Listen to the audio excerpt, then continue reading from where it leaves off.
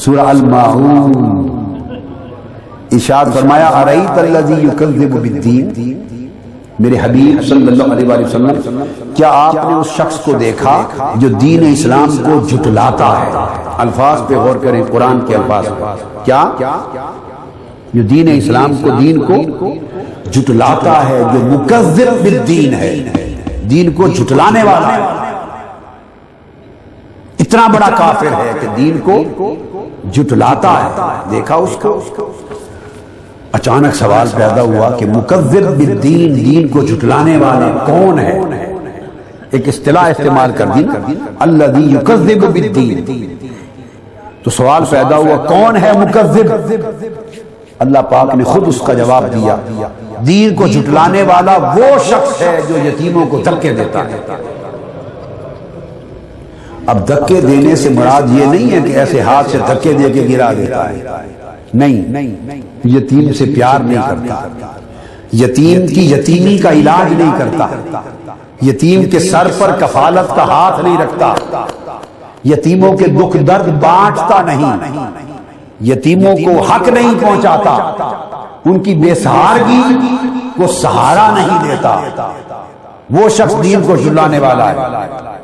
اور ولا یحض علی طعام المسکین، اور وہ غریب بے سہارا بچے جو یتیم تو نہیں مگر غریب اور بے سہارا، محتاج اور مسکین ہیں، ان کے کھانے کی ذمہ داری نہیں لیتا،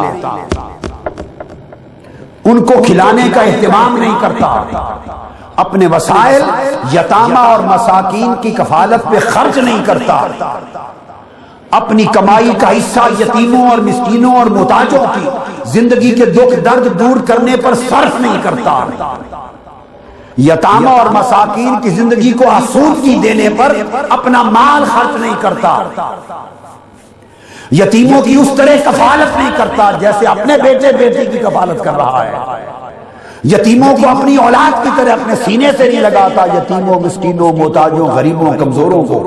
فرمایا وہ شخص میرے دین کو جھٹلانے والا ہے، 100 بار مسجد میں دوڑ کے پنجگانہ نماز جماعت کے ساتھ پڑھتا پھرے، ہر سال حج میں جاتا پھرے، عمرے کرتا پھرے، نام کے لنگر چلاتا پھرے، جو چاہے کرتا پھرے، مگر جس کے مال و دولت میں یتامہ کی کفالت کا حصہ نہیں ہے، اور مسکینوں، محتاجوں، غریبوں، کمزوروں جن کے پاس وسائل نہیں، ان کی آسودگی کے لیے جس کے مال میں حصہ نہیں ہے، اس کی نمازیں بھی رد ہیں، اس کے حج بھی رد ہیں، اس کے اعمال بھی رد ہیں۔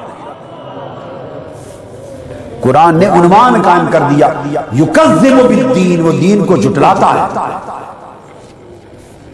اور پھر وہ کیسے جھٹلاتا ہے؟ اللہ نے پھر اور تفسیر کی۔ آپ کہیں گے کہ نماز کی بات تو یہاں نہیں آئی کہ اس کی نمازیں بھی قبول نہیں، تو یہ آپ نے کیسے کر دیا؟ نہیں، میری کیا مجال کہ میں کوئی بات اپنی طرف سے کروں، میں اللہ سے پناہ مانگتا ہوں، میں کیوں کروں؟ اس کی اگلی آیت کیا ہے؟ وَلَا يَحُضُّ عَلَىٰ طَعَامِ الْمِسْكِينِ، آگے فَوَيْلٌ لِّلْمُصَلِّينَ، پس تباہی، ہلاکت اور دوزخ کا اذیتناک درجہ ہے ان نمازیوں کے لیے۔ آگئی کہ نہیں نماز؟ اب یہاں رد ہو رہی ہے یا نہیں؟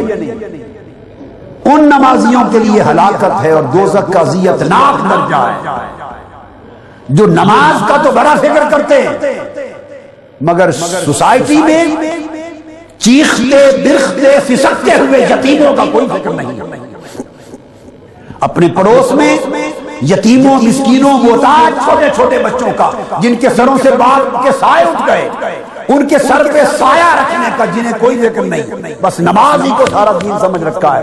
فرمایا ایسے نمازیوں کے لیے ہلاکت ہے۔ اور پھر کیسی ہلاکت؟ فویل للمصلین الذین هم یراؤون، یہ وہ نمازی ہیں جو ریاکاری کرتے ہیں، جو اپنی نمازوں کو بھولے بیٹھے۔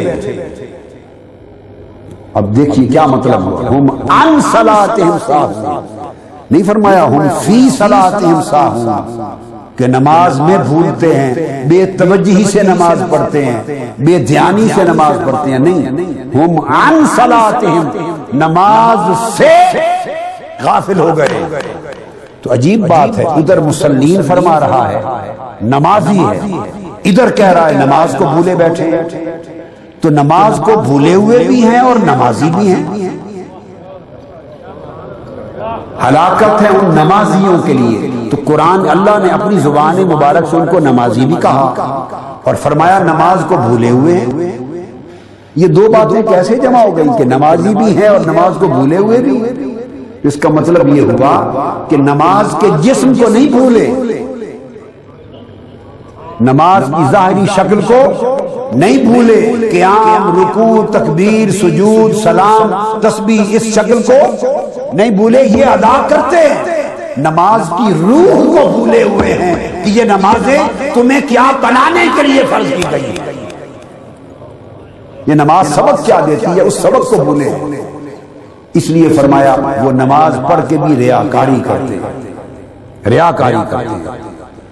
وَيَمْنَعُونَ الْمَاعُونَ، اور معون کہتے ہیں برتنے کی چیز، اور ان کی بخیلی کا عالم یہ ہے کہ اگر محتاج لوگ ان سے ان کی برتنے کی عام روزمرہ برتنے کی چیزیں بھی مانگیں تو وہ بھی نہیں دیتے، روک لیتے ہیں۔ تو جو برتنے کی چیزیں بھی کسی کو نہ دے، المعون میں سے فرمایا وہ بھی دین کو جھٹلانے والا ہے۔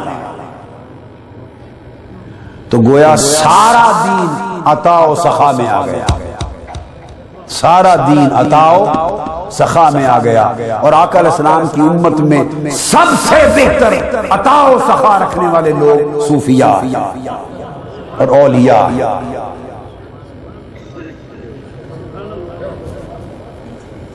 تو دین سارا عطا اور سخا میں اور انفاق میں، خرچ کرنے، دوسروں کو آسودگی دینے اور یتامہ مساکین کی کفالت کرنے، یہ روح دین ہو گئی، روح دین ہو گئی۔ اب اس کا ایک اور رخ ہے، سورہ الفجر میں ارشاد فرمایا کہ کچھ لوگ جب دوزخ میں پھینک دیے جائیں گے، دوزخ میں پھینک دیے جائیں گے تو ان سے جنتی پوچھیں گے تم دوزخ میں کیوں پھینک دیے گئے؟ تم تو اچھے لوگ تھے، ہم تو تمہیں اچھا جانتے تھے، دوزخ میں تمہیں کس عمل نے لا ڈالا، کیوں دوزخ میں جل رہے ہو؟